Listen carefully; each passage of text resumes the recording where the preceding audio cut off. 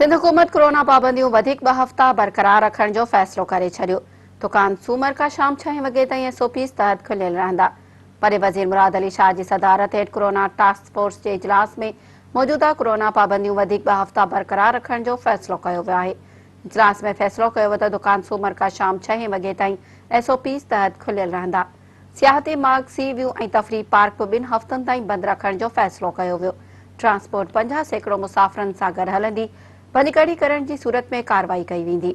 इजलास दौरान शादी हाल भी बंद करण जो फैसलो कयो वियो। इजलास में चयो त स्कूलन के खोलण जो फैसलो तॾहिं कयो वेंदो जॾहिं कोरोना केसनि जी सूरत हाल बेहतर थींदी।